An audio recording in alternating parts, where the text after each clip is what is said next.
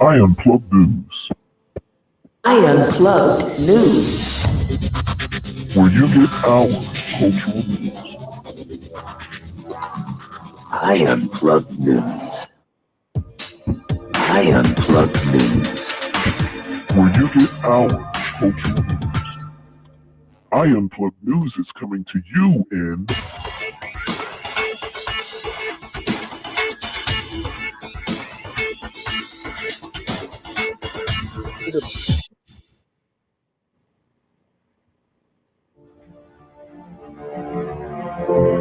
I Unplugged News. where you get our cultural news. All over the world.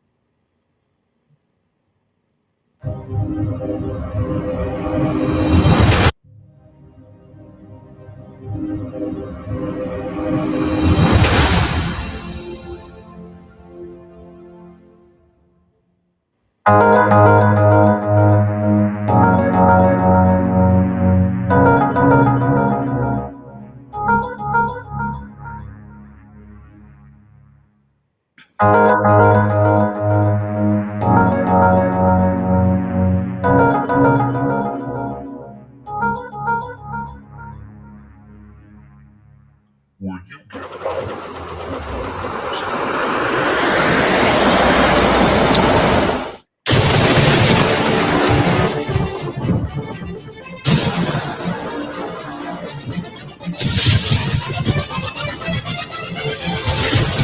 I Unplugged News.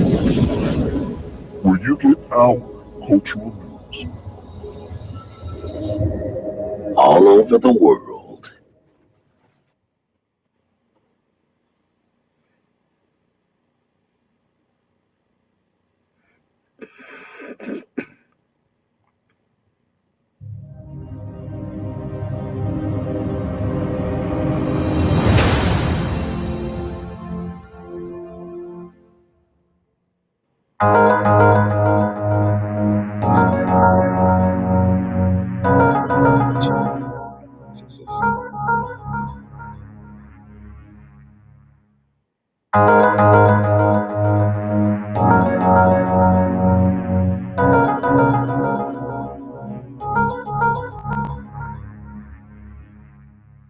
Where you get our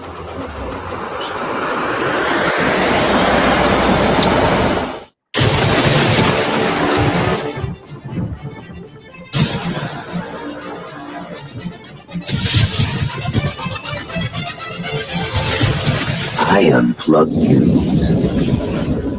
where you get our cultural news. All over the world. Where you get our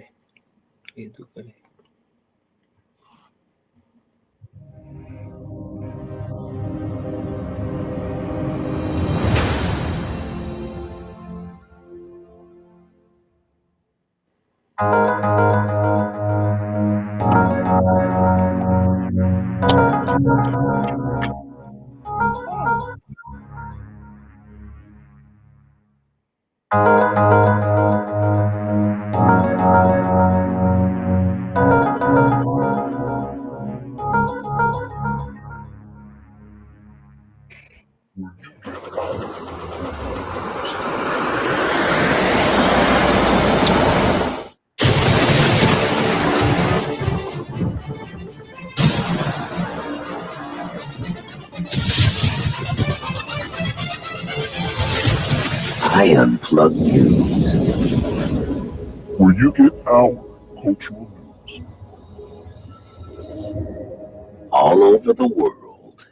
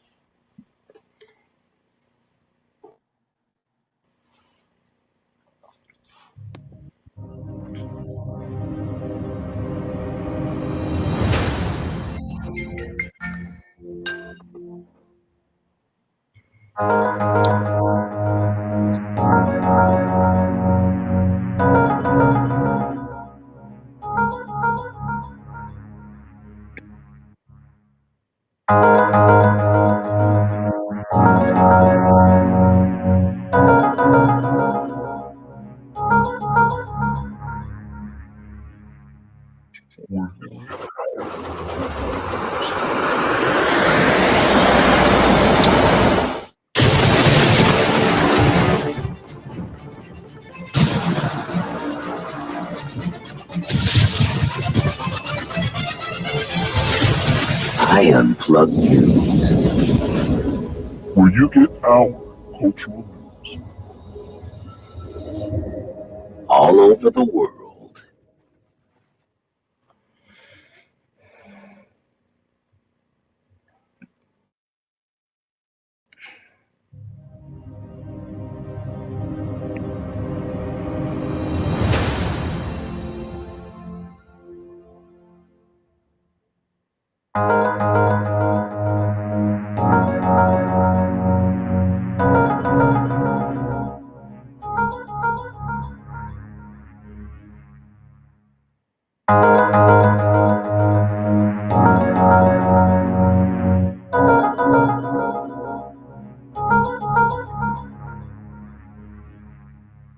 Where you get our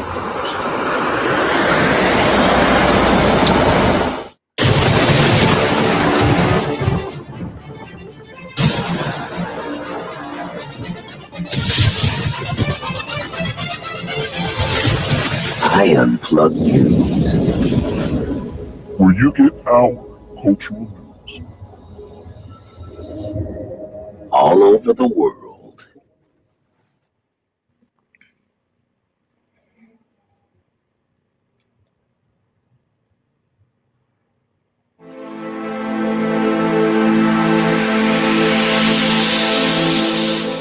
I Unplugged News, I Unplugged News.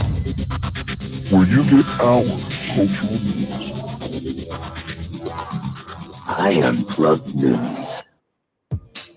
I Unplugged News. where you get our cultural news. I Unplugged News is coming to you in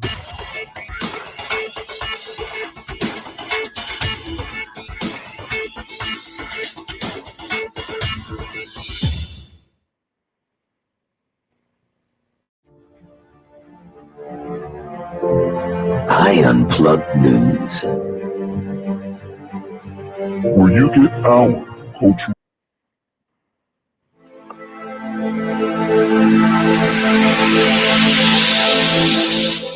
I Unplugged News, I Unplugged News. where you get our cultural news. I Unplugged News. I Unplugged News. where you get our cultural news. I Unplugged News is coming to you in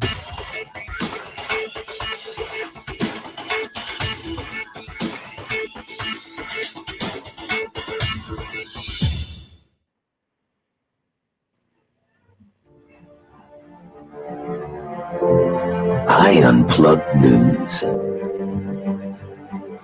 where you get our cultural news. All over the world.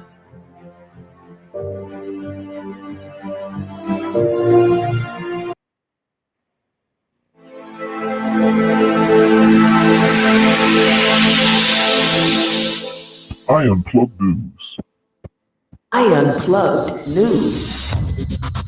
where you get our cultural news. I Unplugged News. I Unplugged News. where you get our cultural news. I Unplugged News is coming to you in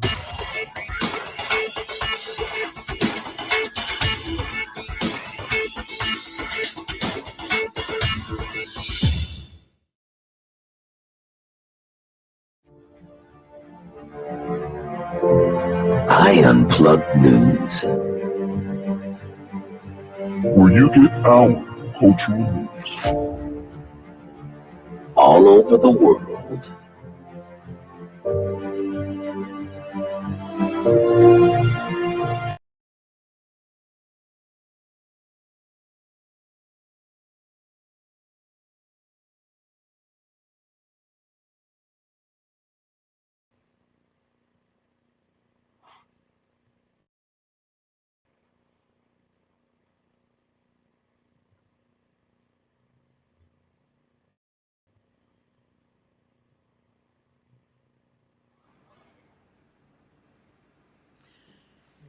Welcome to Unplugged News.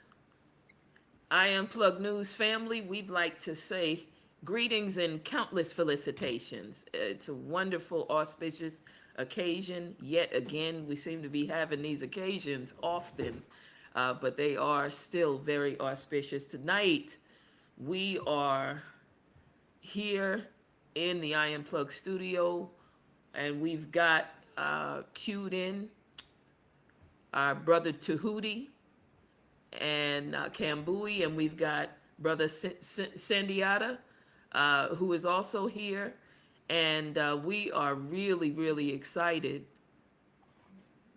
about being on tonight. We're trying to get Sundiata in. So basically tonight we're going to be talking about Brown versus Board of Education Part 2. Last week, oh man, they burnt the waves up. The internet was popping, and I'm telling you, the message was out there. We were on here. I mean, we went overtime, and that we don't really do that, but we're still positioning our time because we're still queuing everything into our website, trying to get everything going. But I'm telling you, last week it was so awesome the way that they so dynamically laid out the positioning of our cultural community. Remember, this is Unplugged News, where you get our cultural news all over the world. And so, in this, it's about culturally placing where we are since Brown versus Board of Education. Since before that, last week we went over the mass movement. We talked about the mass movement of the rise in literacy after enslavement, and then went straight into the foundation between 1866 and 1930, right before the push for desegregation. We went from there. We went from there into the aspect of the Black and self governed and funded independent schools versus state-sponsored white philanthropic agenda. We went from there and talked about, what our funding issues are. We talked about the landmark case for separate but equal, which was Plessy versus Ferguson. Talked a little bit about Charles Hamilton Houston, who was the architect of the legal strategy that was set up there. And we went into 1954. That's where we really hit home with Brown versus Board of Education. Talked about, they basically broke down the case. Talked a little bit about Thurgood Marshall. And I'd like to hear us go a little bit more into his FBI involvement. We touched barely on Negroes with Guns. And Robert F. Williams, how anti-conservative, his views concerning the topic. We talked about how the independent thinker is always the threat. And we went into Booker T. Washington a little bit, talked about the negative impact of integration, and sized up the battle around the country in terms of the control of the black mind, the effects of black being a black target, as far as our black students are concerned, tracking, testing, drugging, special education, black on black crime, and how this all spills into, this greater issue that we're really dealing with countrywide. more than anything, we talked about Brother Tahuti's work in the school system. Um, we talked about his work in Inglewood, California. And we talked about more specifically what's going on there because I believe that we can use what Brother Tahuti has to share with us about specifically this week what's going on in Inglewood, California, based on this whole principle, this whole layout and breakdown of Brown versus Board of Education. And I believe that Inglewood is a landmark for the rest of our cultural country. So in terms of, from the not so much from the perspective of the African diaspora as a whole, not that it's not that too, but more specifically, we're pinpointing, how this is affecting Africa America, the country. And y'all know I like to talk like that because it's time, y'all. So y'all live in Africa America? Yeah. So we're going to go into where we are right now in Inglewood. Where is our cultural community in Inglewood? Where are our teachers in Inglewood?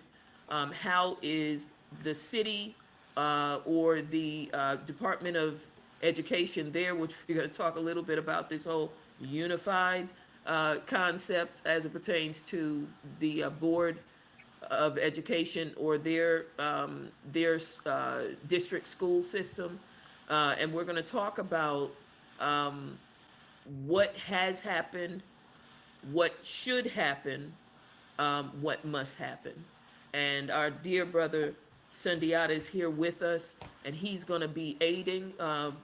He has been working together with Brother Tahuti. The two of them have been working together for, I believe it's over 30 years, and that Tahuti has been in this work, and I believe it's over 15 years that they have been working as brothers, comrades in this work. And when you hear how serious this is, you're going to understand why you need to be watching your specific school district in your city and why you need to be watching what's going on around this country.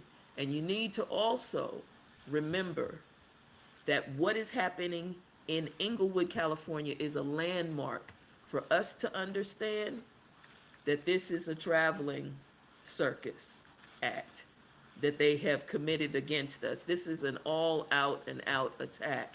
And we need to understand how these brothers are going to break it down for us today. So without further ado, I'd like to welcome Brother Tahuti and Sundiata to Unplugged News. Thank you for coming, brothers. It's wonderful to see you again. How are you?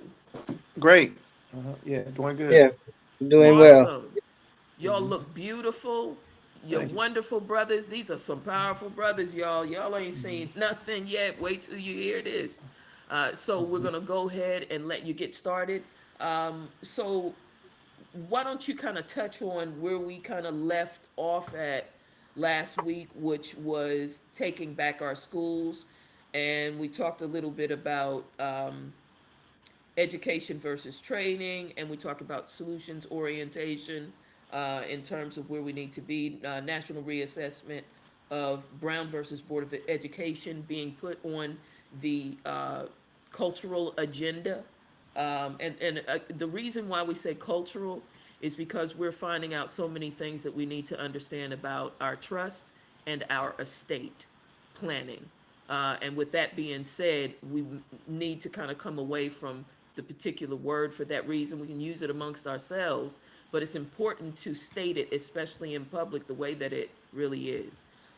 Because there are things on the books, the law books, that state things that keep us under a negative connotation and keep us from the principles, law-bearing aspects that we're not quite involved in on a grand level yet, that as we begin to understand, we'll realize why there's certain things that we should change our language to. Not that we won't identify with the things that we call endearing, but this all goes along with how we're going to take back what is ours. So taking back our schools, memory of Sunday schools and Sabbath schools. I think that's important to talk about too, Brother Tahuti and Sundiata, because that's a part of rethinking and revisiting to make sure that we understand we have already had the blueprint that we need. We just need to reform it based on what we're dealing with right now. So without further ado, let me go ahead and let you go at it, brothers.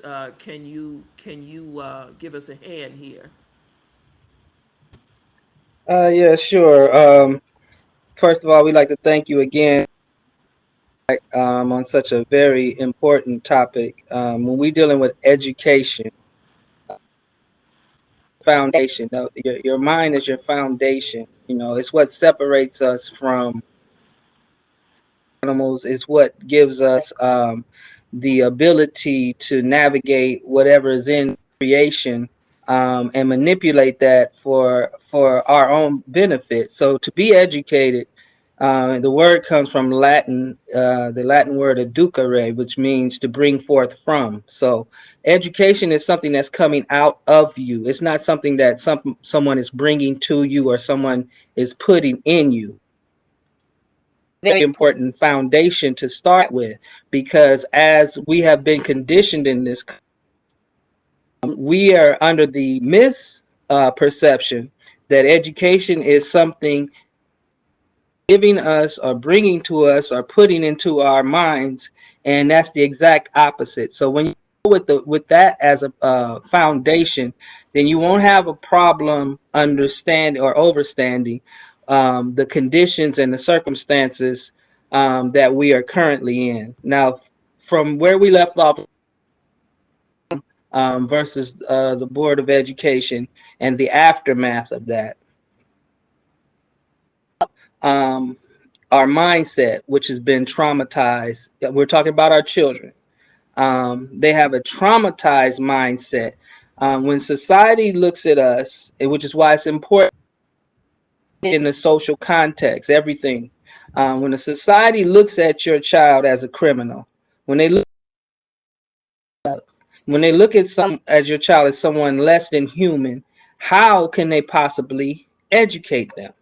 How could they bring out that which lies in them, which they don't believe exists? Because if they're defining them as subhuman, if they're basically defining them as savage, then how will they have an expectation that they can achieve stations in life than those who are so-called imparting that information? That is the basic premise of education. So when we look at what's going on in Inglewood, in your city, because it's not just Inglewood, we're talking about energy, and we're talking about principles, and we're talking the the the uh, the spirit, the spirit that looks to control and confine and dictate. That is what education in this country is, and that's why we said education versus training. Now, the concepts that basically colder or the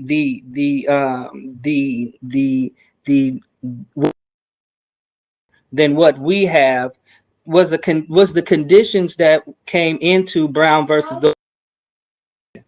It was that taught us, and that dictated to us the mindset of the doll test that happened as a result of the Clark, Kenneth Clark, and Mamie Clark tests. So that's my daughter in the background, by the way. It's okay. Oh, she sounds so beautiful. Awesome.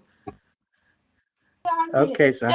Okay, you're okay. Now, what we're doing with Brown versus the Board of the concept, I'm sorry, of Kenneth Clark is the concept that the minds of white children and black children basically deal with the worship of their white counterparts.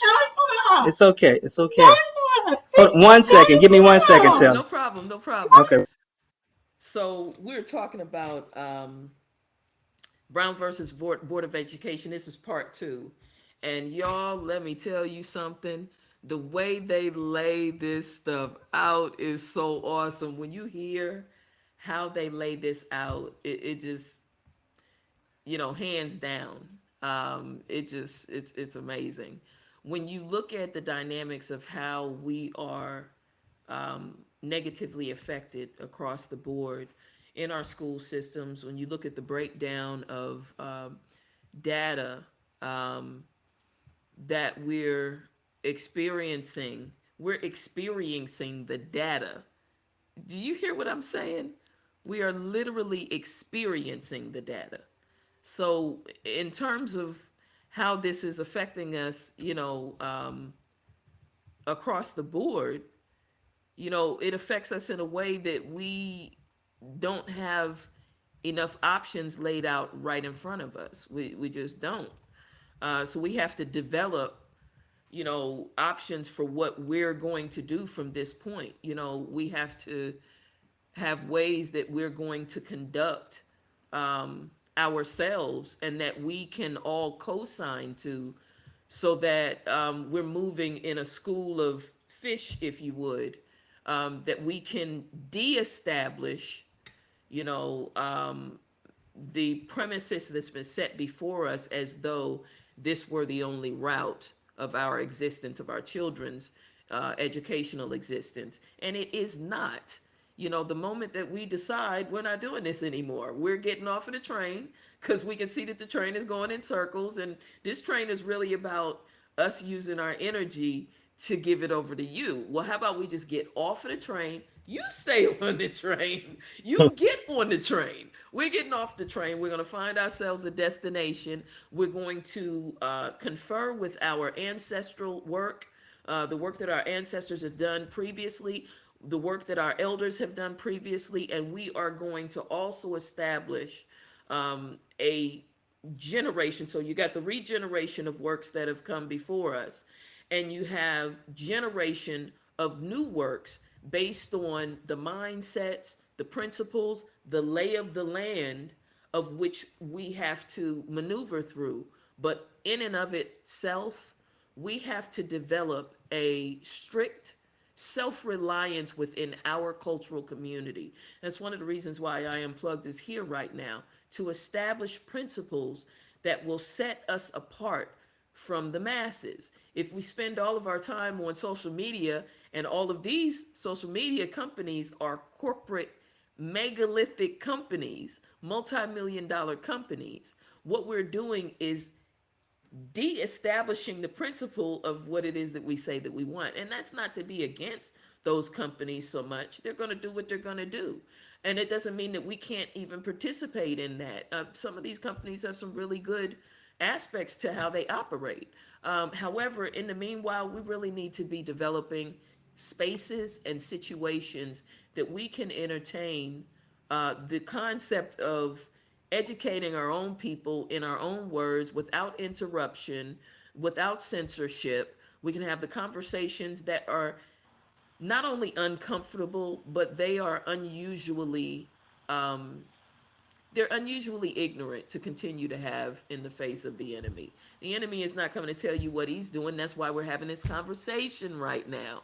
That's why we have Brother Tahuti here right now, because the enemy didn't tell us that this was still going on. So we have to recalibrate our own cultural community and our own cultural mindset. First, as individuals. Second, as collective groups. So we want to get behind what Sundiata is sharing with us. So Sundiata, now you're ready. Tahuti, you're ready. If you can chime on in, brothers. Tahuti, why don't you come back with where you were, and then we'll go Well, from there. And Sundiata can come in. the point I was making was the mindset of looking out for greatness. That's what was being instilled with the Kenneth Clark test, and moving our children in proximity to white children who they saw as superior. It separated the ability to find greatness from within, and that mirrored what our community's attitude were in terms of education. So we never felt that what we did when we were out educating, what we did when we had the greatest literacy rate, in the history of the world was good enough. So we elsewhere, which is the foundation of where Inglewood was an all-white community. Um, and it was seen as a place to take your children to escape basically the black community. And when we did that, we eventually came in enough numbers. It was very hostile in the 60s. In the early 60s, they still burned crosses in Inglewood. Let me tell you the environment. The Ku Klux Klan had a strong case in California. It was right there in Inglewood in the 20s of Ku Klux Klan and their activities, and they voted to disband them. So this is the type of environment Inglewood was, and then to move into Inglewood, and then subsequently whites left. So, but when they left, they began to strip the resources that was there that sustained that school district. Now, when we fast forward to the situation now with charter schools saturation, we call it, where they let a lot of charter schools open down the value of the public schools. When they take down the value of the public schools, property value will begin to drop, and then these billionaires come in and buy lots of property at a discount, and then when they bring their system, which is charter school, that's why you have the DeVoses, you had the Eli Broad, who we'll talk about, we have the Bill and Melinda Gates Foundation, you have the Walton Foundation. All these people are investing heavily in to control education, take down public schools, which takes down property values that they buy, and then inflate and move the gentrification movement comes back at inflated all these profits, and they make the profits off of running the public school as well. So it's a double profit. So this is what is a classic example, because you have the Walton family, who is tied to Walmart. You have the Ballmer, who owns the building a stadium there for the Clippers, who's tied to Microsoft. And then they propose legislation. They write legislation. They house legislators to control and change policies so that these public schools are defunded. The classic example, it happened in Oakland, California, which is took a school district over there for like 37. It was in the red. They took that school district, immediately took the black schools over, and immediately the black school property. So this is a playbook that you'll see in your community. You'll see it all in this country, where they're taking down the public schools, parceling off our children, putting them in different situations, and selling it as a better pathway for education. Well, these are the same people who in the public system. It's the same people that we're going to put trust in that they're going to do something better just because they put charter. That opens up a store and say under new management, it's the same store. So I'm telling you, it's the same miseducation. I don't care if they put charter on it. I don't care if they dress it up, because there has not been anyone other than us who has successfully educated our children. Educated. I did not say trained. I said educated, because educated people solve their own problems. And they don't go work and solve IBM's problem. They don't go and solve Xerox or these other corporate problems. And tell me, what's the difference between corporation and the plantation? Between corporation and the plantation. That is just the modernized version of the same. We see these manifest in our public school system. We have they're doing this. Well, I'm gonna get into a little bit of how they're doing this. So it's economics as it's always has been done. There'll be some mismanagement that we know will occur.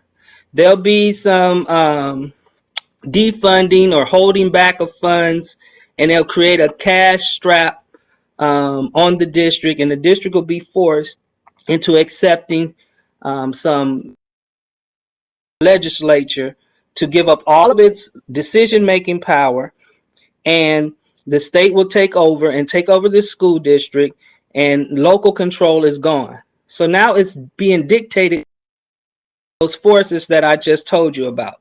They bring in administrators trained by them who look at the situation for profit. They bring in contractors. They bring in people who is going to teach you how to better teach your children. They'll bring in all of these measures for you to have. At the same time that they're bringing in these measures, the country, the national average is plummeting. California, where I am, is 48th or 49th on the list. So while they're bringing all these information in and all of these people in, education is actually worse. And this will be a systematic playbook all across the country. We saw it in Detroit. We saw it in Cleveland. We saw it in DC. We see it all over the country in urban areas where we're concentrated, not to mention Chicago and these other areas. All these major metropolitan areas problem. And we said, well, this can't be in isolation. So Inglewood is the longest school district to be under state receivership in the history of California. Why? They've had 7 different state-appointed administrators to the district around since 2012. 7 different people. The average length of time, 4.5. And when that happens, there is no plan that they will continue, and there's also no program that's going to be executed. But at the same time, with all of this leadership, they're increasing the number of administrators per. In the last 5 years, has moved from about 40 administrators to 57 administrators currently. And then they have another category, which is non-teaching personnel, basically, that do services, but they don't teach the children. That went from 3 to 57 also. So these numbers are going up, but at the same time, the student population is dwindling. At the time, about 2011 or 12, there was around 16,000 students, and it's a small district. Now there's probably around 5. So in that time span, you see what is occurring. And then what happens to our children in this is that they don't receive the services, but they get what is called ADA, average daily attendance dollars. And those dollars are what the state pays per pupil to educate them. But these numbers are all dwindling, yet salaries gone up for administrators. A number of services have been, the number of employees that live in Inglewood and have their children go to Inglewood schools has been diminished and eliminated, and a very bad situation. The reading numbers, the performance level, reading level for African American students are 60 points below the standard, and for Hispanic children is 48. And for English language learning students, it's 62. So basically, we're saying that African Americans are virtually the same as English language learners, people that are learning English for the first time, are scoring at basically the same rate. And in mathematics, the scores are worse. African Americans are below the standard score in the state's testing, while the Hispanic are in 80 below, and then the English language learners are about 90 points below. So again, African Americans are the worst group. In terms of student population, students were about evenly split 50-50 over the past 5 years or so. The African American population is down to 30% in the city. In terms of students, which are the students that's leaving the school district, and are they just leaving, or are they being forced out? So it looks like they're being forced out because the services are not being met, their social emotional needs are not being met, their cultural needs are not being met. This is So when we amazing, look at y'all. This is it, this go is ahead. absolutely amazing because you can see how this thing shifts. You know, there are twists and turns involved in this whole thing that, you know, even if you have school age children, you know, on a daily basis, you know, picking them up and dropping them off at school every day, and or, you know, seeing them off to their bus and home from their bus, and or if they're older children, checking in on them to make sure that, you know, everything is everything at home if you're, you know, away at home if they're older children. The point is our everyday process, you know, of how we flow and function, you know, down to the basics. We're ignoring what's going on right in front of our face. And we really are very, very fortunate to have a brother like Tahuti, you know, to share with us some of the things that we're missing. We're just flat out missing it.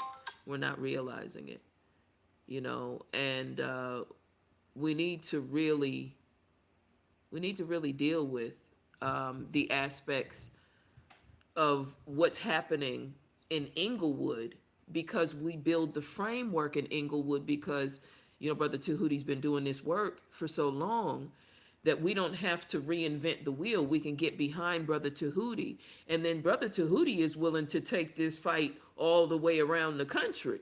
See, this is what we're not understanding. All we need to do is listen, become educated about what's going on in Inglewood, begin to compare notes with what you're seeing in your own children's school district or your nieces and nephews or grandchildren's school district. Then we can now start to look at what it looks like. We get behind Tahuti in this fight, and then we add to it with the things that we need to deal with in our local community in this fight. So, in terms of where we're going and what we need to do and what we have to have available to us, is a brother just like Tahuti. We're very, very fortunate. Are you listening to these statistics? I'm going to bring Brother Tahuti back on, and please, y'all, take it all in because he's not playing. He's not done breaking this down. He's not done. You ain't seen nothing. The fire's burning. And let's bring Sundiata in too. Is Sundiata still with us? Is Sundiata I don't still see. with us?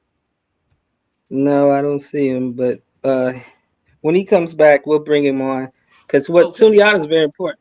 He has a lot of history on the charter schools, the the independent schools. He has one of the oldest independent schools in the city, black run school, and that's towards our solution to this dilemma. Really, not so much if, but when we organize ourselves, uh, we have to show the urgency. And right now, we don't see the urgency. Um, I think that most of us feel it in our hearts, but we don't have the realization of how desperate a situation it is.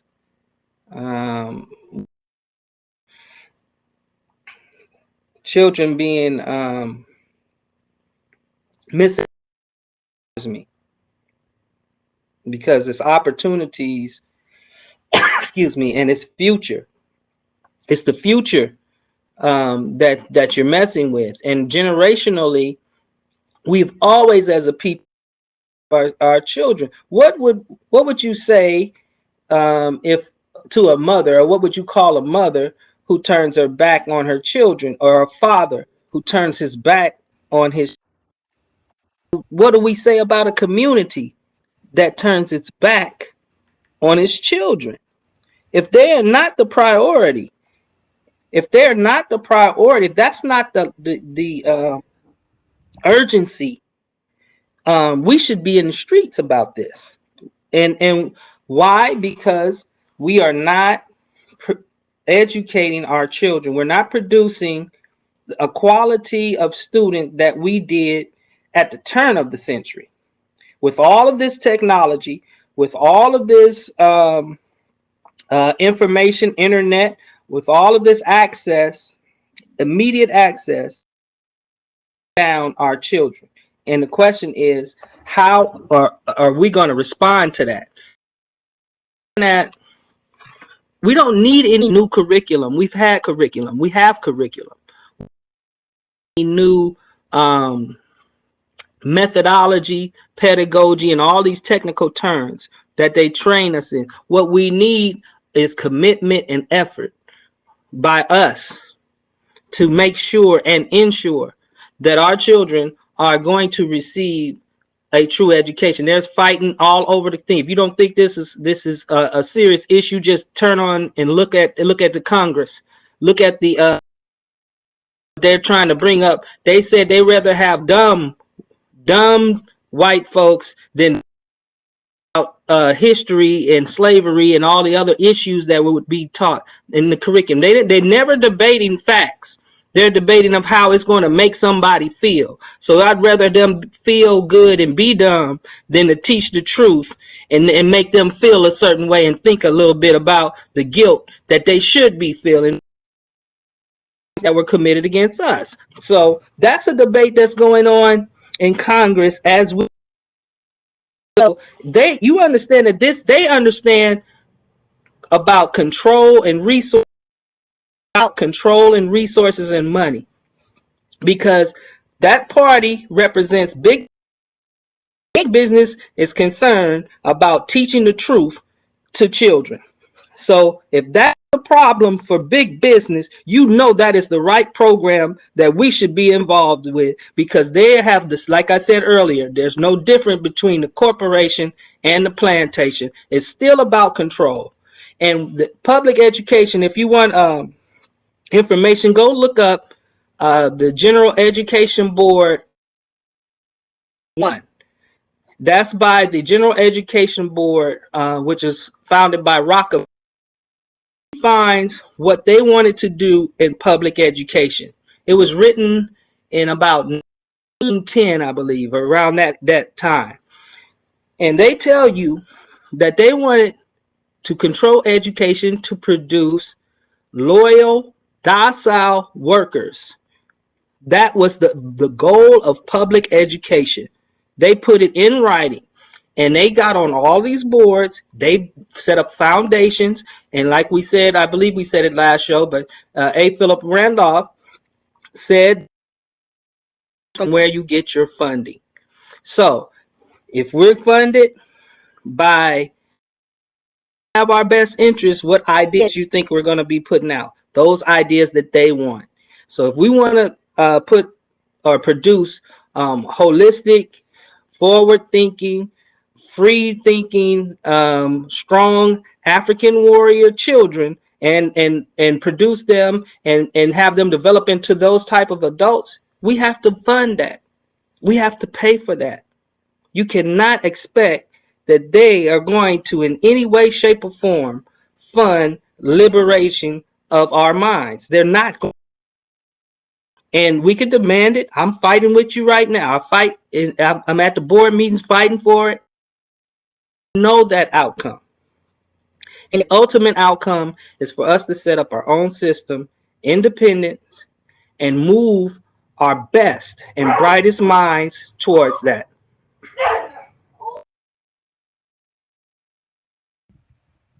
this is where it's at. You know, movement to set up to put in place our brightest minds to be able to afford it. The point is to establish what it is that we need to establish to make sure that our children are direct benefits, that our cultural community are direct beneficiaries to the kind of educational system and the kind of tactics that we need to engage in order to produce that educational system. We have ways and we have ingenuity and we have, you know, education and we have principlistic values and moral standings and we have a legal aspect of, you know, what it is that we want to see produced and we have a way to back it up also. Don't get things, you know, misconstrued to be a thing that they're not, because this is what disestablishmentarianism is. Anti-disestablishmentarianism, you know, so which is an oxymoronish word in and of itself, you know, but still to de-establish means that you've got something. Don't ever forget that you've got something. Don't ever forget who you are. Don't ever forget who our children are. You know, we owe them more than that. When we know better, we do better. When we have the resources, we use them. And we use them for what they should be used for. You know, so in terms of what we need to be doing, collectively, we've got a lot of work to do. Sundiata, can you talk to us a little bit about the uh, the demand for the focused resources to deal with our children and resources in detail as it pertains to what statistics we're looking at specifically in the classroom, especially as it pertains to the tracking. What is Engel looking like specifically? What is the ununified? We're going to call it because it's supposed to be unified. Um, but what is Englewood's disunified? Um, what does the layout look like with our children? Are our children in Englewood dropping out of school? Are our children in Englewood, like literally?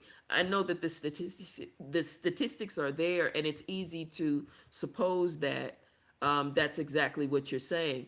But specifically, can you detail it? What does it look like? And see, we've got to also partner in the factors that we've got a situation with this whole health situation, because I'm not naming nothing, but this health situation that many people are involved in. What does it look like based on the current uh, lay of the land and circumstances of, I'm going to use the word times that we're in, as well as specifically how is it affecting our children? And is this more of a catapult in the wrong direction that we can turn it around to cause it to be a catapult in the right direction? Talk to us, Tahuti. Well, yes. If you look at it in terms of broad numbers, and just a short while ago, the two high schools in Inglewood probably housed about 2,000 students each. That wasn't that long ago. Now, combined, they probably are maybe 600 students or 800 students combined. So when you look at that, students that are graduating is approximately about 1/4 of those. So you're looking at around maybe 200 students when it used to be around 2,000 students to be, graduating from that school, and that wasn't that long ago. Already shrank the population and who you're serving, that community. Now, in And these terms of same students would, excuse me, these same students would have also been slated to um, to be college students at the local colleges and universities in surrounding areas. Correct? Right. They normally would go on to like at least a junior. Some of those would be slated for 4-year universities or state colleges as well.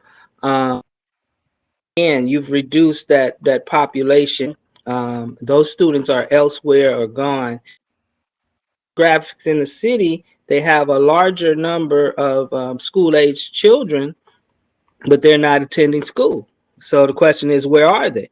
Um, and the second part of that is what you said about tracking. About it's about 26% of are in special education, which is a higher number than the state average.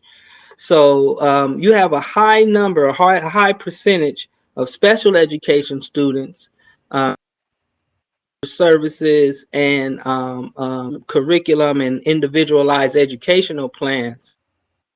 So you have it's has significantly impacted not only the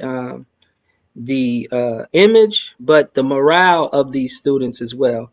And they are not having the same experience as, say, we did when we went to school. You can go and see, oh, we went to Carver, or we went to such and such school, and you have We that are not mascot, and you have that that school. sense of well, that's being broken apart. Everything is an isolated cell. You have numerous different entities in terms of charter schools and all that, and then that sense of the community producing genius is not there anymore. We When are we were alive we now! went to school, Exclamation mark.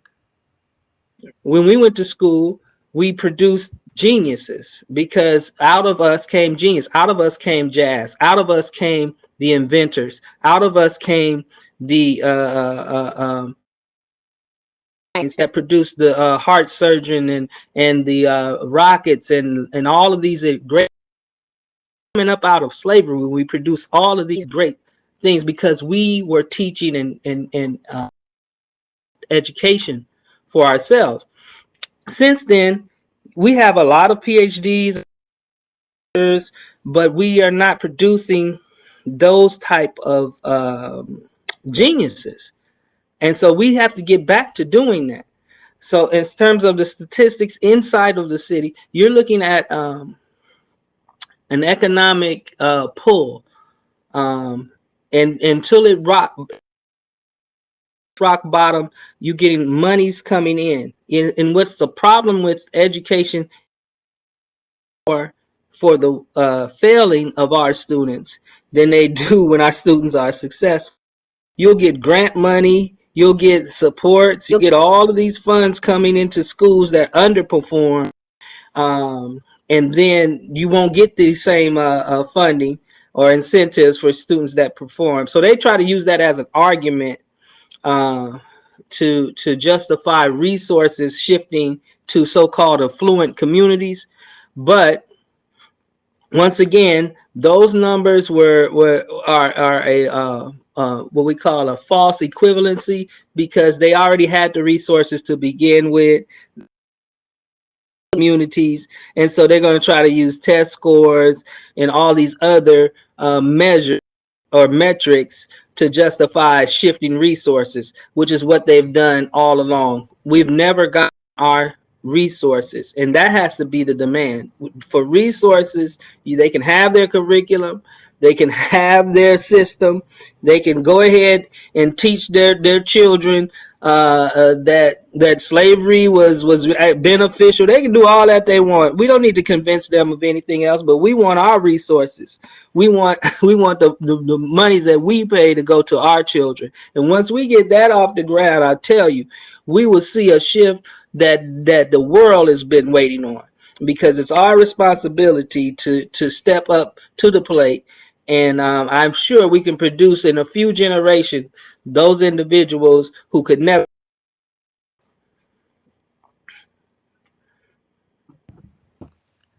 This is wonderful, Brother Tahuti. You really have got such a very large piece of the hearts of our cultural community. whether or not people realize it, because this brother is fighting for you and you don't even know it. He's fighting for your children, and you know you've never met him before. You're not understanding what it takes to be involved on this level. There's all kind of stuff going on behind the scenes. And Brother Tahuti, talk to us about your group, and the name of your group. Talk to us about that, that supports, that lays the foundation for this initiative, um, as well as other aspects of things. But talk to us about that some, and tell us how Okay. that fits into the full, the big picture. Well, we formed a group called FREE, stands for Fighters for the Right to Receive Equitable Education. And when we formed out of leadership attempt to close the only remaining or predominantly black school in Inglewood that was 85% black. Um, the state appointed administrator, and without transparency or going through the proper procedures for doing such, and without justification in terms of how they shifted the resources away from the school and assisted in the deep by not providing what the school was entitled to. So black community got together, and we around the issue, and we successfully stopped the closure of the school. And then, however, they wanted to use it as a publicity um, like program or stunt to draw attention once the tension got out there through the media and everyone else. So you had like wanted to donate and help out and all this, and then all of a sudden, oh no, we're not going to do it, and welcoming the help, and they're welcoming those dollars. So that's basically how our organization, and basically we're working with different community groups um, in order to now bring to light that which they have hidden. These programs that they are running now, these are contracting out all services, undergirding the whole district structure as if they are a problem, and it's the majority black employees that's being affected. I can give you an example. Last year, there was a principal at a elementary school, was a Hispanic gentleman, and he used two racial epithets towards two black employees, calling one a monkey and the other one a nigger. And when it came out, happened, Inglewood Unified School District administered under the rug, tried to transfer the employee who was the victim to another school, and hadn't said anything to this principal regarding it. Of course, it came to me and with some others, and we wrote letters and we asked, how is this happening? Next thing we know, he was placed on administrative leave, but not before. But that wasn't the end of it. They brought him back without saying anything. Any resolution? Was there any punishment? What was the outcome of your? Brought him back, put him over to school again, and it hit social media, which is powerful. Once it hit social media, all of a sudden he resigns. Uh, but that wasn't good enough for the administration, who decided that even though this man resigned, they decided that they were going to show the community by paying him for the entire year. He's still being paid right now as we speak, and this happened in end of August of last year. So he's paid through the entire year, because the administration wanted to support, I guess, this type of behavior. So that's an issue that's up right now. Now, to give you the converse, when you have people like me, they tried to write me up maybe 4 or 5 times, and I wasn't even at work, just for doing this type of work, in the community, and stopping the closure of stuff. And then I have another colleague who, a female, has been on leave for 2 months now because of a complaint of and the parent. Listen, they put her on leave, and the parent hadn't even filed so they put her on leave before the complaint was filed. But because she's outspoken, she's one of the first ones that pointed out to me about the reading levels being below, and look at these statistics on the California dashboard. So, but they know she's that type of person, so they leaped at the chance, even though it wasn't even legit. So that's what's going on. So if you're going to fight for our community, you will be under fire. You will be targeted. You will be attacked, and that just goes with it. But what we have to do is organize where that doesn't even matter, because it doesn't matter. It doesn't.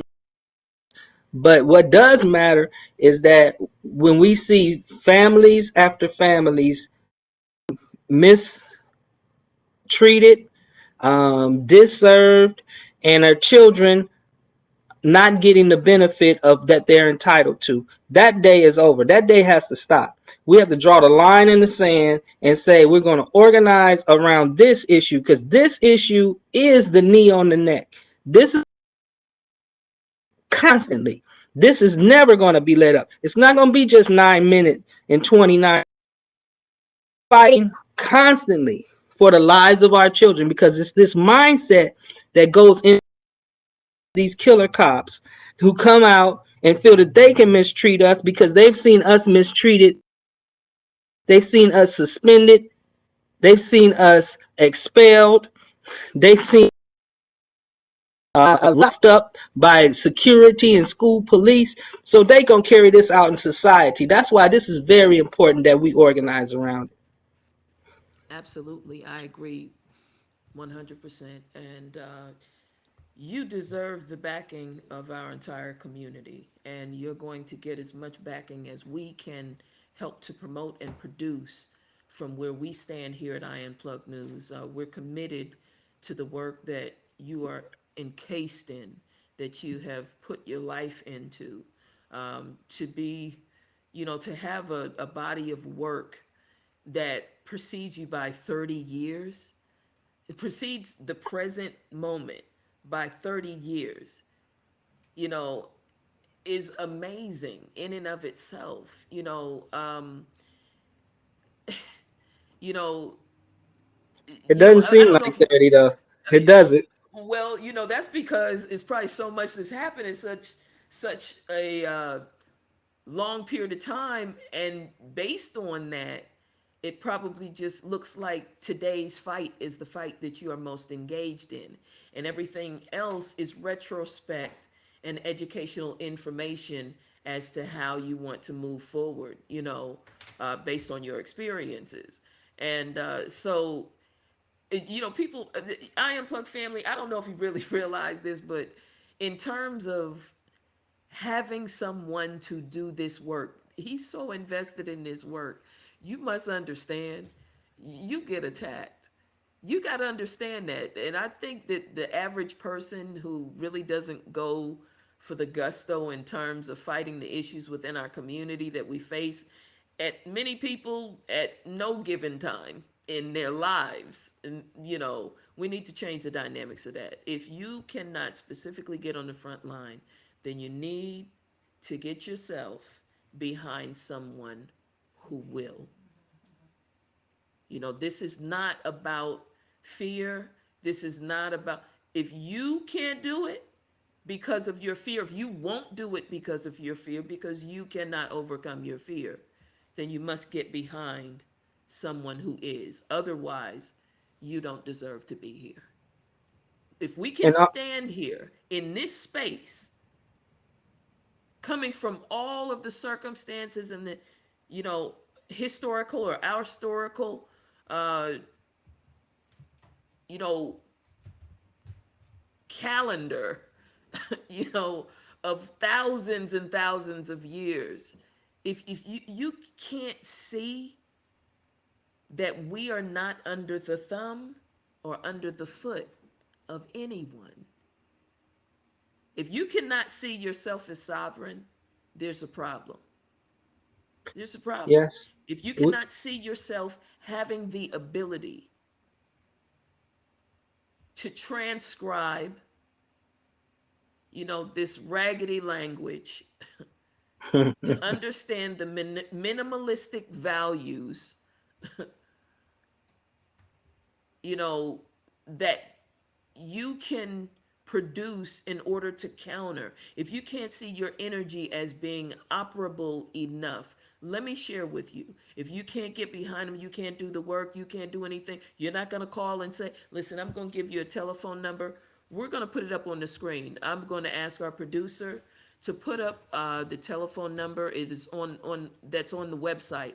The website is iunplugged.com, period.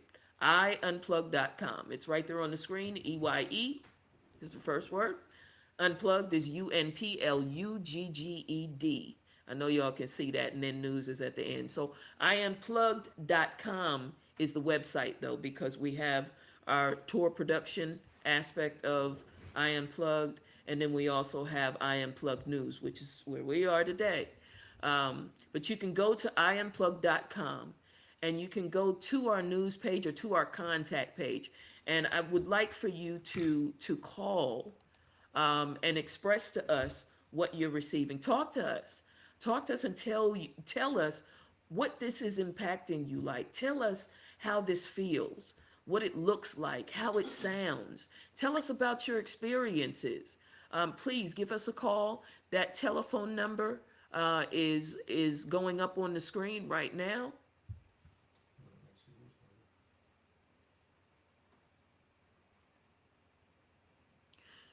So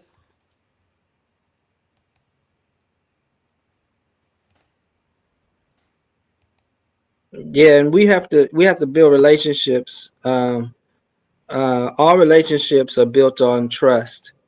The first thing that we have as a child is the trust that our needs will be taken care of for those entrusted with our care. Usually, our mothers, and all of us, no matter who we are, have that umbilical cord or navel that represents the umbilical cord, which initiated our first interaction. So with that, we have to trust. We have to be able to trust and entrust our children with people who are trustworthy. And I don't know anyone who's more trustworthy than we are.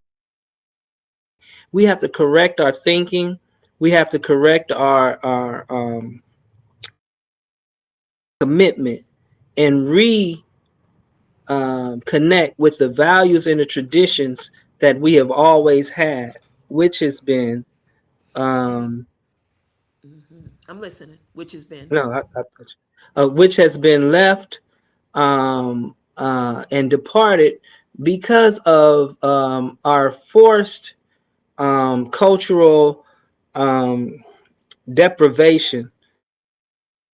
But what we have to realize is that returning back to our source, ourselves, is the power that we have to draw upon to defeat. We have done it. We have moved We have been in parts. We're only 156 years out of shackles. 156 years yet. They are marveling that we're standing here on the shoulders of our ancestors. We are our ancestors. We in our beings. So what they see, they have seen before, and they don't understand how we can still be here, but we're gonna be here, and we're in their face, and we're not going anywhere until justice is established on this planet. And that begins with protecting our children, enlighten our children, and ourselves in the process. Because while you educate, while you teach, you learn as well.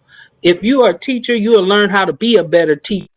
If you are a student, you will learn from your master teacher and then take it to the next level.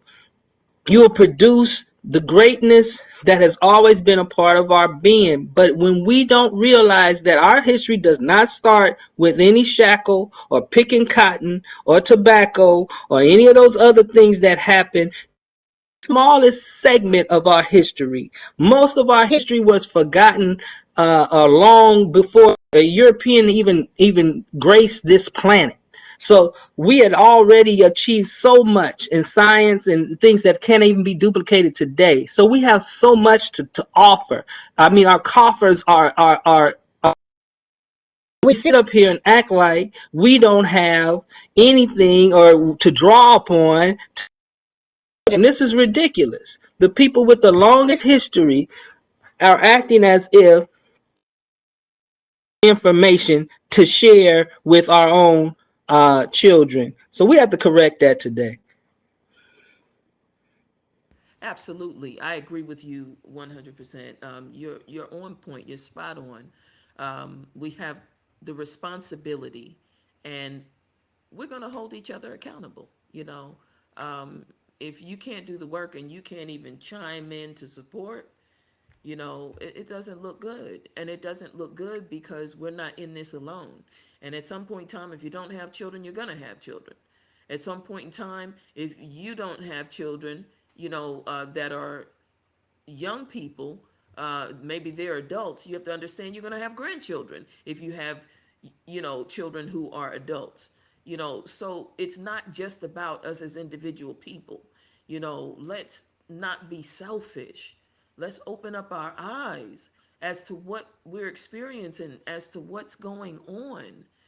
This is right in front of our faces. It's going on everywhere. I want to say this real quick, just to give you all an idea how visible this thing really is. I want you to understand that just it wasn't more than 5 years ago. Um, I know here where I live in Ohio, and our producer here on Unplugged News is a teacher with Columbus Public Schools. He is in a charter school, though he's a math teacher. And so, in terms of the foundational aspect of the conversations that we're already having about the needs of our children being paired with the needs of proper matches in terms of tutoring to bridge the educational gap that we're seeing, that are reported in statistical data as disparities. And these disparities reek of, this inconsideration towards the validity of what is already transpiring within our community that's been propagated from propaganda. And that our children are now being propagandized. We have to understand what kind of corporate structure that we have allowed ourselves to be enveloped in. But in terms of recognizing within the spirit of our Creator, within the spirit of the ancestors that we have that have been so instrumental to keep us alive to this point in terms of the works that they did and the fight that they had. I think we tend to look at it as though their fight, they had to do that. No, because there were some who didn't do anything. There was some that people use the word coons and buffoons. You know, listen, we have many dynamics throughout each aspect of this time span that we could see, from some of our ancestors' uh, encounters in enslavement all the way to the present, right here, right now, today. And what I want to call on the hearts of the people to do is to be responsible, please. We all make mistakes, we all miss things. We all fumble on something. Everybody has some area of personal weakness. And understand that we as a culture, we have vulnerabilities. And we need to be honest about that. And based on being honest about the vulnerabilities that we have, we can then begin to fill in those spaces with real structure. We can begin to operate with real healing. We can begin to now propagate based on historical or our historical understanding and based on our relativity in knowledge as to where we are today, and opening up our minds and our hearts, allowing our spirit, to be one. We as a cultural community, we have a lot of work to do, and the children are at stake. And there are many things, maybe we didn't get it all right at first. Maybe we messed up. Maybe listen, you're not the only one. None of us are perfect. But to stay on the track where you just are dysfunctional in terms of aiding your community, is something wrong with that. No, we're here. We still look like we're us. You know, you've seen statistics where we're not even supposed to look the way that we do. So in our schools, we're supposed to look like somebody else. We're supposed to look closer to our enemies. We don't, for the most part, and yet and still, all of us being all hues, all colors, we are still here doing this work. We're still here alive because somebody put it down for us. Won't you put it down for somebody? Won't you be responsible to carry the torch for ancestors who carried the torch for you? I mean, come on, y'all. We got work to do. This is not a game. This is not a game at all. This is very serious stuff that's happening. We're watching. If we don't get busy, we're going to watch this whole thing destruct right in front of our faces. That's not going to happen. I'm not going to let it happen. Brother Tahuti is not going to let it happen. My assistant Lamana is not going to let it happen. My producer Devin Shaw is not going to let it happen. We have responsibilities and we've got to get together. Listen, these kinds of projects need support. Here at I Unplugged, we're going to do some things. We want to do some things to bring Brother Tahuti and Sundiata back on a more consistent basis. Because the things that our children are discovering in school, they don't even understand the dynamics of. All they feel is the pain and the shame. That's all they feel. Are we going to let our children walk around like that? Oh, no, no, no, no, no, no, no. No, not here. Not our cultural community. Oh, no. We getting ready to get busy, and I know it. I feel the spirit of our community standing up. We got just a matter of maybe 5 years ago.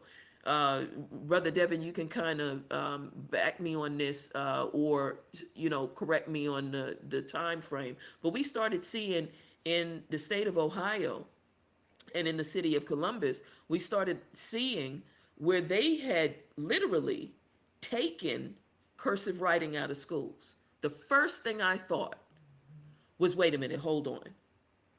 They took cursive writing out of school. I thought a parent that talked to me that had a student in, my children are adult children now, but there was a parent who was talking to me who had young children who was telling me they didn't understand why they took cursive writing in school. And she wasn't even understanding what I was immediately aware of. I said, oh no. Oh, no, no, no, no, no. They want to bring enslavement back. Notice I didn't use the word slavery. They want to bring enslavement back. And I said, oh, no, no, no, no, no, no, no, no, that's not going to happen. Not with this cultural community. Oh, no, no, no, no, no. That's not going to happen. They took cursive writing out of school. They were no longer teaching it. They didn't even want the children writing in cursive, even if they already knew how to do it. If you can't write in cursive, let me share with you what you cannot do. You can't sign your name on a document when it's time to sign your name to buy a home, to open up, a trust, to establish land, to trade on the stock market, to purchase. Listen, you're not understanding. We're not really getting how deep this ugliness, this wickedness runs. Okay, so they took cursive writing out of school. Okay, so we got that. Well, not long after that, they took phonetic reading out of class. So teaching by phonetics. Teaching by phonetics is the art of sounding out the letters and partnered letters to make cultivated sounds, so that you can sound out the fullness of a word in all of its consonants, all of its partnered consonants, all of its vowels. Okay? So, I mean, from my generation, we had electric company, and you'd have, what they used to say, guys, go ahead and say it out loud. Let the audience hear you. What they say? They said, the thing, bruh. Oh, we had a loss for words. I caught them off guard, y'all. They say, shh. So we had this. This was a part of the dynamic of what educational broadcasting system, the public broadcasting system, brought to our generation. We were the generation who had Schoolhouse Rock. Mm-hmm. We were the generation that you had this special writing paper with which you had to develop your letters on. Many schools don't even use that writing paper anymore. Right.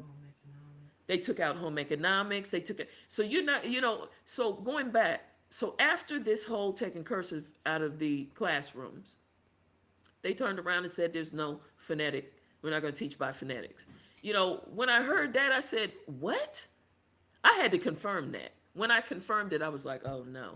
And they let me know, no, we're teaching sight reading now. So they're bringing kindergartners and first graders and second graders in to teach them sight reading. Mm-hmm. And that was a movement. And that's precisely your point, is precisely why we need to control these decisions. Who is going to determine how our children are going to learn reading? That movement was whole language, and it was a disaster. And all of the old teachers was saying, what are these people doing? And they knew it was coming down the pipeline, but somebody got it funded and somebody was going to make some money off of it, so they pushed it through. And this is constant. It's the same with mathematics. There's different learning modalities. Your mic volume a little bit louder, Brother Tahuti. For some reason, your volume on your mic has gone down. Oh, I don't know. I couldn't cut it up. Let's see. Can you hear me? I can hear you. Can you hear me? I can hear you. I hear you well. Okay. All right. What I was saying was, these different learning modalities, they come to they de-emphasize what works because somebody wants to get paid. There was nothing wrong with phonetics, and they bring it back. They departed and went to a whole language, which never gives the students the foundation. And that's okay if you have a memory. You're just going to remember a word when you see it. But when you come up on a word that you don't know, you don't have the tools to sound that word out and figure it out. It's the same thing as years ago, they used to teach Latin and languages, and people are like, well, why did they need to learn Latin? Because it was the root of words. You could figure out what a word meant by the root of that word, where the word was. Not because you're worshiping the language, but if you're speaking English in this country, you need to know how to figure these things out so that somebody can't trick you. And inside of this, you have to understand, if you can't sign your name Do you understand you're now reduced because you can't print a signature? On a signature line, there has to be a signature. So, do you understand that that reduces people who already have the knowledge of how to read and write? It reduces them to putting an X on the signature line now again. So, this takes you all the way back to enslavement, if that's where you'd like to go. If that's where you like your children at, then you can stand to be immobile. You can stand to be immobilized. You can stand to be paralyzed. But if you are not okay with that, you better stand to be a part of this movement. Right. Stand to partner with the people who are doing the work. So if you can't sign your name, guess what? You're not contracting. You're not going to be able to do mature things like buy land. You're not going to be able to. You're not going to be able to. You know, function as a normal human being. You almost can't get anything. So, in terms of not being able to sign your name, that's one thing. If you can't sound out words, then you are limited as to the words that your mind has the ability to memorize. And it is almost impossible to consistently be able to read on a mature level without having phonetic learned skill in reading. You will be so set apart, from anything you're able to have, be, become, you know, you're not understanding. We talked about at the beginning of last week, and we reintroduced the ideas when we came on today, at the beginning of our broadcast. We talked about one of the first things that we laid out on last week, that Brother Tahuti and Sundiata laid out, was the mass movement in the South to drive the literacy rates up. This is our people. This mass movement was our people. This wasn't any other culture of people who were part of this mass movement. It was us deciding. First of all, we don't have any problem with education.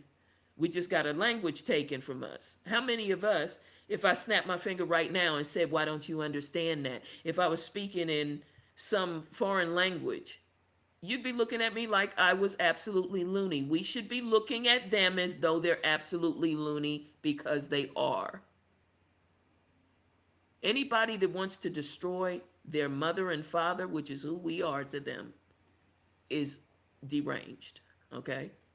What we have to do is understand how this thing, and I'm bringing forth a very simple, very easy to understand thing for everyone, because the dynamics of all that Tahuti is bringing us, for someone who is, you know, up to bat for the first time, this could knock your socks off. You could be like stuck. I don't want you to be stuck. I want you to come forward. So I'm trying to give you something that's more bite-sized, something that you can bite onto and say, I can hear this stuff and it's going in there, but I don't yet know how to process it. Oh, okay. This is an example of what Brother Tahuti is bringing us. And Brother Tahuti speaks extremely well. He knows exactly what to say, because he's involved on that level. And his heart is involved in this. This is our community. So what we want to do is we want to promote for you the ability for you to get involved. Let us, we have up on the screen right now, my producer has decreased the screen so that we can kind of see what's going on. We have our website here on the screen. So if you see here, we've got our home, about, biography. This is all artist stuff. This is I Unplugged. I Unplugged is a tour production company. Okay, but we have I Unplugged News. So we have I Unplugged Newsletter. We click on I Unplugged Newsletter here, and we're going to see that there's a newsletter that talks about I Unplugged, the tour production company. Okay, so you'll be able to go to the website and click on that if you want to find out about that. Out of I Unplugged Newsletter, okay, came I Unplugged News, okay? Because I started I Unplugged newsletter to talk about I Unplugged, the tour production company, when we, we're dealing with this whole health issue, we, I decided that maybe it'd be a good idea to, start a news program one day, and coming into, this whole situation about a year in, I finally said, you know what, that was a thought, but it needs to be a reality. And I got to work. And so if you click on I Unplugged News now, it's going to take you to our I Unplugged News page. Now, within our I Unplugged News page, as we scroll down, you'll be able to see where, you see that's our opening video to I Unplugged News. You'll be able to see the video of Brother Tahuti. You'll be able to go into our archives. All you have to do is click on the link. We're going to scroll down a little bit more. The link there is, if we can bring the screen over just a teeny bit, so we can see the beginning of that link. But it's Riverside FM Studio / I Unplugged News. So, and you see where, there's the underscore in the different spaces. So all you have to do is go to our page. Again, our page is called iunplugged.com. I Unplugged is our cultural news. It's I forgot our tagline. I Unplugged is where you get our cultural news all over the world. All I had to do was scroll down and I could have seen that all over the world, So we've got to begin to get involved, and we have to have some place to go. So we've got our blog page, but our contact page is where I really want to get you. I want to get you over to our contact page. When you go over to our contact page, if you go, you can see this is some of the work that we've done with I Unplugged in our seminars. We weren't actually able to launch I Unplugged the tour because of this whole health issue. So we had seminars before that that came to a halt also, that we were tapestrating for our I Unplugged tour. But the point is that on this, this is all a part of the same umbrella. So you'll see that this stuff is interchangeable. I Unplugged is going to be doing a lot of stuff for I Unplugged News, and for the people that we want to get behind and help. I Unplugged is going to be doing a lot of sponsoring. Some of the work that needs to be done, we want them to be able to, if they're running out of money, we want them to be able to call us. And we want to be able to produce some money for our people that are doing some serious work in the community. So we want you to get tapped in. Our telephone number, you can see, is right there. You can actually go on the screen. You'll be able to click on that telephone up there, and it's going to start ringing. That's the thing about it. You don't even have to dial it. You probably, after you call, you want to save the number under I Unplugged News or, I Unplugged, and then you can go here and you can email us. Same thing with the envelope. You click on that and you can email. You see here, there's this send a message contact form. You want to fill this out. If you are on I Unplugged News today, if you're receiving our broadcast, or if you're in our archives combing through all of the many shows that we've done up to this point, we'd like for you to actually fill out a send a message contact form. Talk to us. Tell us about, how you want to be a part of this. Also, you can actually be a part of donating even today. You can go on to our Cash App, and that's actually not on the website as of yet. But I'll go ahead and share with you. You can actually go on to our website, and you can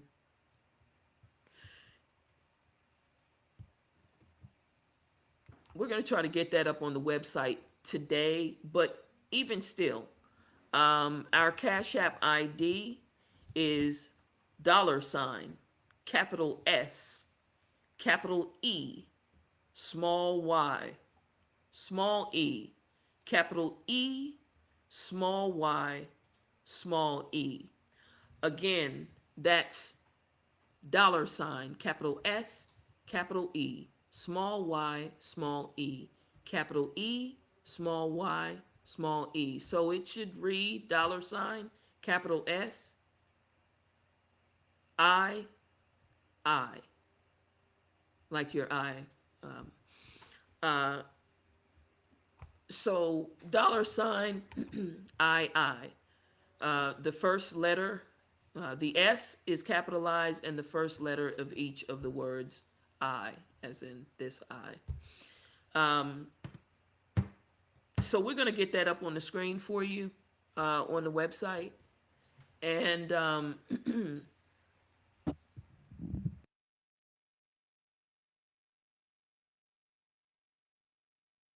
we're going to get that on the website for you so that you can actually go to the website and you can copy and paste that Cash App. You won't be able to click it quite yet. I don't think it'll come across as a link or as a hyperlink yet, and that's okay. We'll get to that point. As you can see, the website, we've got a lot of content on it, but there's a lot more coming. What I'd like to do is to create a page for Tahuti. Tahuti, what does that sound like to you and Sundiata? Oh, that's fine. We appreciate it, but we want to build I unplugged.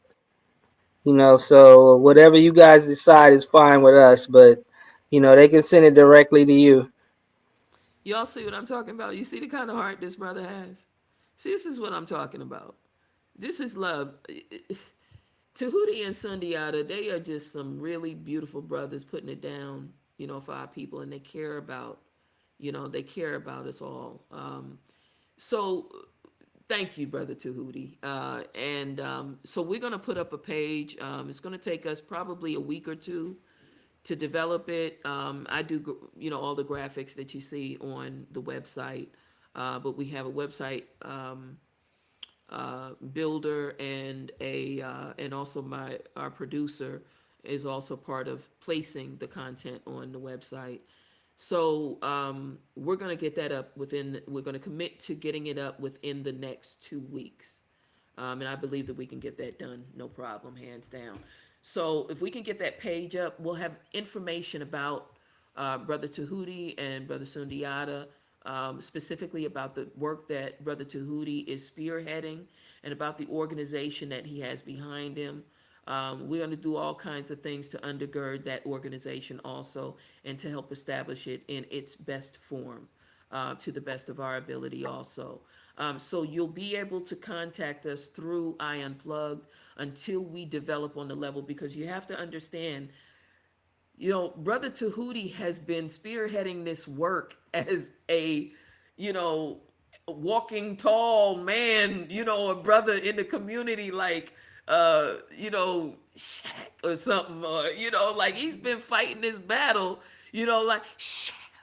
You know what I'm saying? Like, we need to understand we can have those types of images about our people. We have images that we can associate with our people, from a positive perspective. So, in terms of where we're going to go with what we're doing, you know, um, we got something to think about, some place to go psychologically, mentally, to raise our vibration so that we can entertain the fight against fear. Because, all it is disillusion. All it is illusion, excuse me. All it is illusion. None of this stuff is a reality. We have thought that we could be conquered. And so, in certain areas, we've continuously been conquered. But we haven't been wiped out. And we haven't been wiped out because we can't be wiped out. Everyone on this planet would cease to exist if we did not exist. Our those that have placed themselves as our enemy based on the conversation that we're having today, stemming from Brown versus Board of Education, and what we can see in this walkthrough going all the way through the spaces in so-called time. we can resonate with the fact that, the square that we land on is the square that we belong on, because it is already laid out. It is who we are in this earth. It is what our purpose is to do in this earth. Our enemies are at a negative birth rate. We, however, don't die. We multiply. We babies, kids. Real talk. And I meant that, pun intended. So we need to understand how we propagate, how we populate, how we multiply, and how we get behind a singular brother standing. He's been standing almost alone and tackling this fight. Do you hear the kind of information that's coming from him? Understand, he's going head to head with these folks. He's been at these meetings.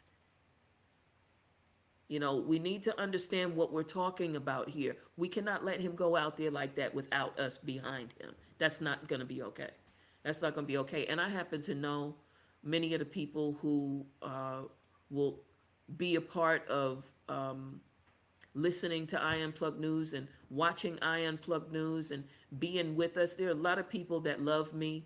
There are a lot of people that love Brother Sundiata, a lot of people that love Brother Tahuti, a lot of people that love Sister Lamana, my assistant, a lot of people that love Brother Devin. And we just have to continue to populate more of the same kind of energy. So we're going to get behind it. You can dial the telephone number that we have up on the screen so that you can become involved. If you have something that you want to tell us about what's going on in the school system that you know about, that you can tell us within a 2-minute time period, give us a call right now. We're going to get that telephone number back on the screen. And until we do, you know what I'm going to do? I'm going to act like I have that telephone number already. Y'all like that? This is real. I'm going to act like I got that telephone number, so I'm pulling it up right now. It is because I don't have it memorized, y'all. Um, it, it's there on the screen. It is 380-218-5249 for anyone who may be joining us, this visiting, who is sight impaired. You'll be able to hear it. And for anyone who is hearing impaired, you'll be able to see this number. Here's our telephone number, and that's 380-218-5249. You can email us if we'll scoot over here. You can email us at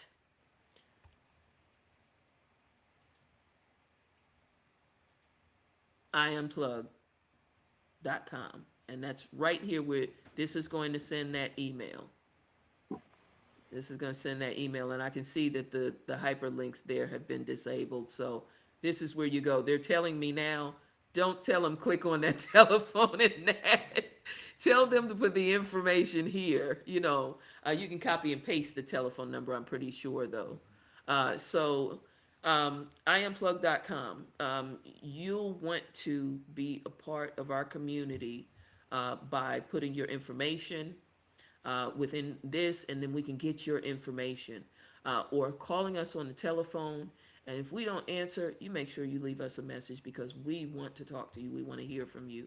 And we're going to be taking out some time over the weeks. We have a plethora of people who have contacted us here at I Unplugged. They have contacted myself, Shelly to talk and to make connections. And I'm so behind with doing that. And I just want to let everybody know I haven't forgotten about you.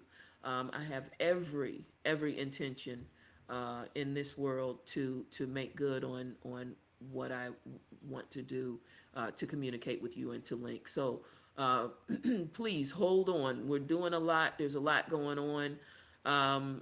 We want to share with you the kinds of things that are going on within our entire cultural community all over the world, right here on I Unplugged News. What we're going to do is we're going to move from this page, and we're going to put me back on the screen. Me. No, it's not all about me. Y'all know that. Just so that I can present, Brother Tahuti with an image, and you all too. But please contact us again. The Cash App, is the Cash App on there now? So the Cash App, again, if you want to donate, I'm sorry, if I got it listed in the chat. Matter of fact, let me add it to your. I can add it to your name. Okay, so if you want to donate to I Unplugged, all you have to do is cash app us at dollar sign capital S capital E small y small e. Again, that's dollar sign capital S capital E small y small e capital E, small y, small e. Yeah, I left off the second I this time. So again, that's dollar sign capital S, capital E, small y, small e, capital E, small y, small e. You can donate to I Unplugged News and I Unplugged umbrella. You can donate to us that we can support. They haven't opened up the door for us to donate directly to them, but we will make possible everything within our reach to Brother Tahuti and Brother Sundiata because they mean that much to us. This is family, y'all, straight up. So let's get behind. We're going to be talking about some more about what we can do, about how we can change the dynamics. Um, you're going to be able to send information to contact or reach out to Brother Tahuti. We're going to be able to allow that information for him to have access to that information within our website because we think that much of him and we trust him that much. And Brother Sundiata too. So everything that we need is at our fingertips. We're not missing anything. So this is one of those Barak Shalom kind of situations from a Hebraic expression, nothing broken, nothing missing. We are that tribe. We might not be all that in a bag of chips, but I can tell you we are all that as in this tribe, you know. So I really appreciate you so much, Brother Tahuti. Are there any lasting words that you'd like to share? Anything, any things that you want to share as far as contacts are concerned? Oh, we're going to be going on to Clubhouse. We'll only be on for a short while. Are you on with us, Tahuti, still? No, I'm gonna have to tend to my daughter. She's been so Okay, okay, patient. I appreciate it. okay. But No problem, no problem. the So, only thing only thing I would say is remember we have a concept, or it's in South Africa, called Ubuntu, and it's I am because we are, and okay. so we are so strong, and we are we I ain't gonna curse, but we the stuff. We have to remember that together that we cannot be defeated, and that propaganda in our thinking, that day is over. If you just pay attention, we're moving, and the pendulum is swinging back towards justice, and that's where we step in, in full, just basking in the sun and in the glow of our ancestors' power and of the Creator's power. And so, with that, I mean, come on now, it is nothing Okay. to it but us to move forward. So, with our right foot, we step and we defeat anything that's in our path, because, like, that's just the illusion. The strength is in our being and in our stepping. Yeah, So that's all I would have to absolutely. say. Oh, that was beautiful. Well said too. Beautiful. And that restorative nature, we have to understand divine feminine is now like all around us. There's nowhere you can go. Divine feminine doesn't mean that it's only about women. It means that there's a feminine energy that we have to now embrace. Every child that's born, whether male or female, starts out as a female That's and right. forms into a male. So, in terms of all the things that have said about what comes first, and and I believe that gentlemen uh, and strong brothers and kings, you know, uh, understand. They would say, with such grace and such gentleness, and kindness. Ladies first, and so in terms of putting that perspective into view, it is natural for the energy to be what it is right now because mother is the first teacher. Mother is that first guidance. Mother is the source of sustenance. A child can barely take, his or her eyes off of mother, Mhm. in those early stages, those first several months. You can't budge. You can't get up and do anything for yourself without that child feeling like, why? Because that child is attached. You're the source. So we have to understand the source of what? The source of power. And we think of power as a masculine principle because of, this European, you know, connotation that they've put on it, and this sort of mental branding that we are now we're debunking, you know. So in terms of understanding the energy, both men and women have both feminine and masculine energy, and it doesn't make them not a woman or Mhm. not a man. No, this Mhm. is all divine, and this is about divine order.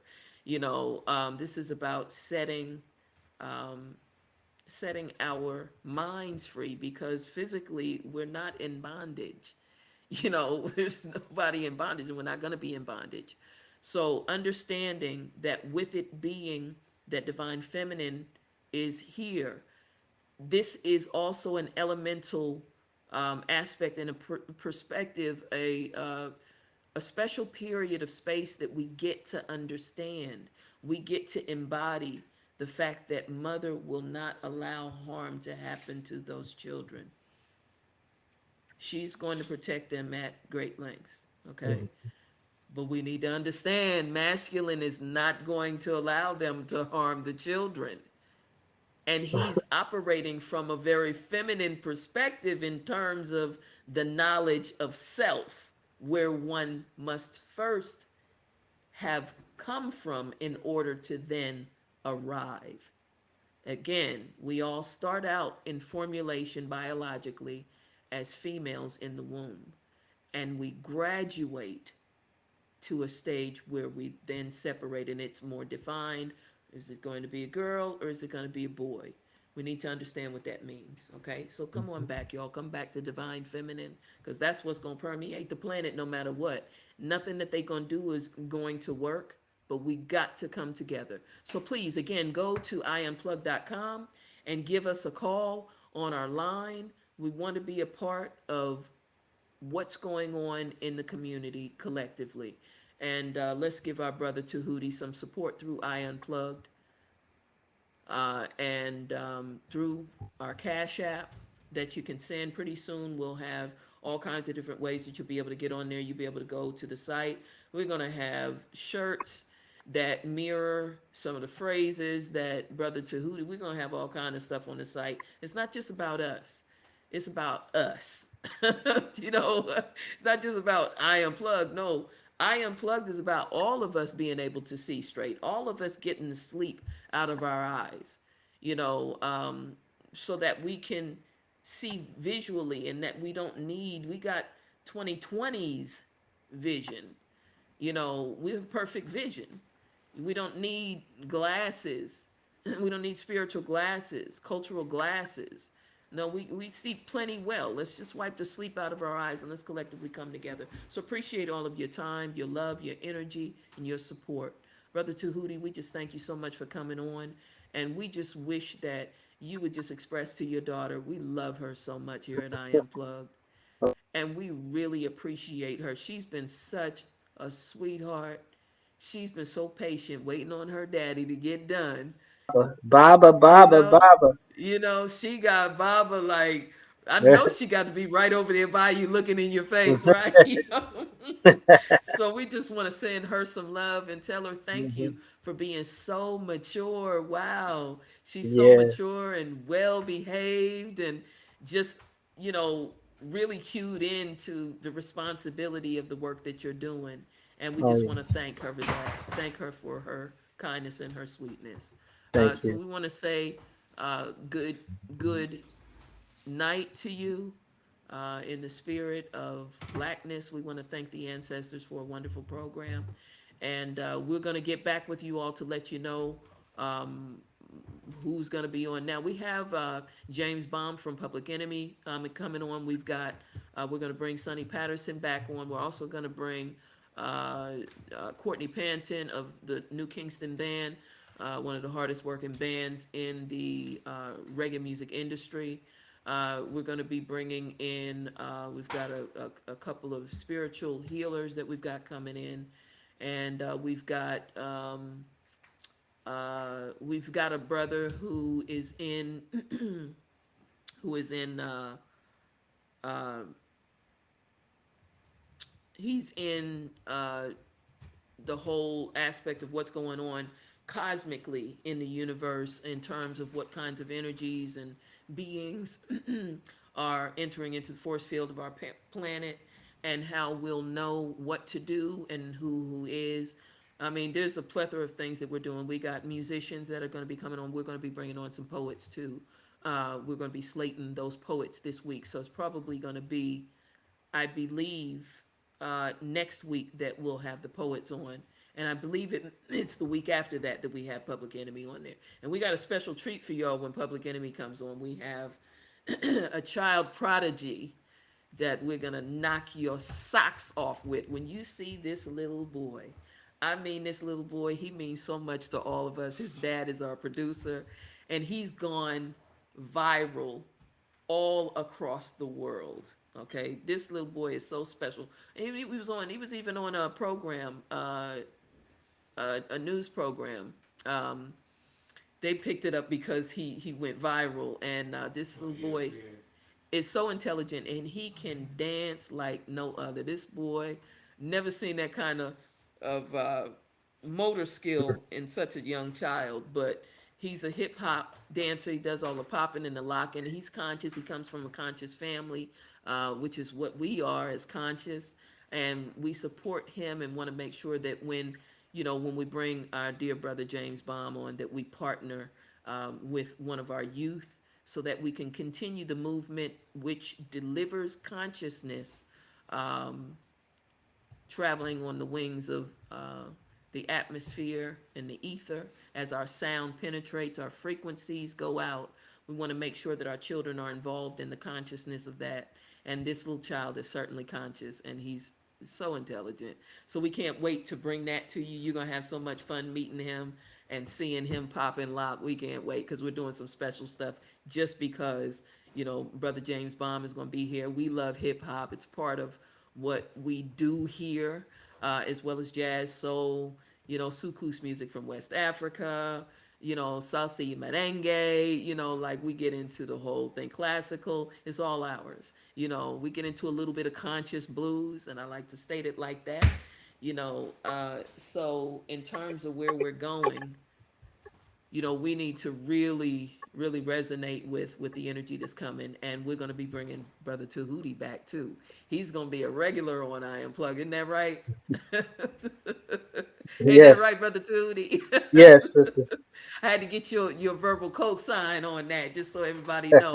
So this is going to be an ongoing project that we'll be able to monitor what we're doing as a community and what is being established for us to be able to take up some of the work and some of the support as a collective community. So with that being said, I'd just like to say, on this auspicious occasion, here at I Unplugged News with this wonderful brother, Brother Tahuti Kimbui, you must understand that we are delighted to say we want you to get a good rest, drink lots of water, breathe well, don't forget your herbs, and be good to each other. Until we meet again next Saturday at 7:30 p.m.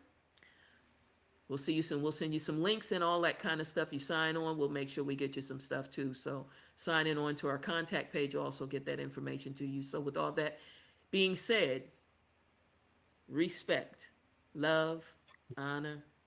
We just love you, and you just take care. Until next time. Yes, do the same. All right. Hotel. Ma'at Hotep.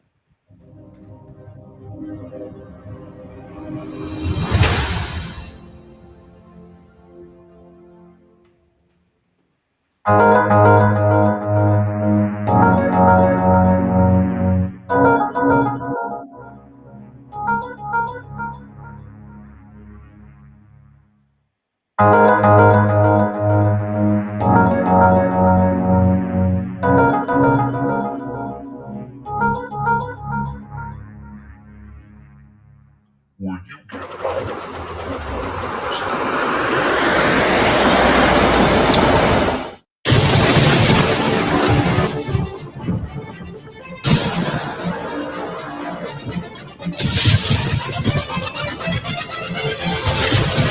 I unplug news.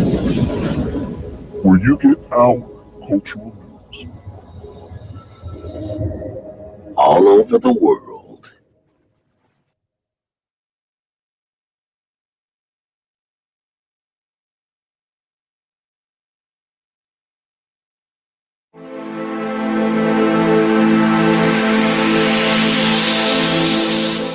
I Unplugged News, I unplugged news.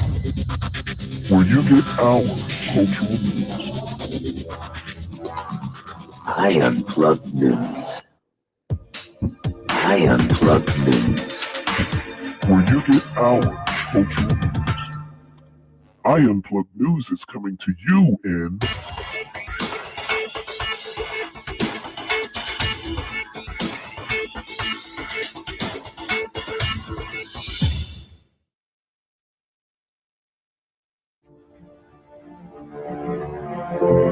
I unplugged news. where you get our cultural news. All over the world.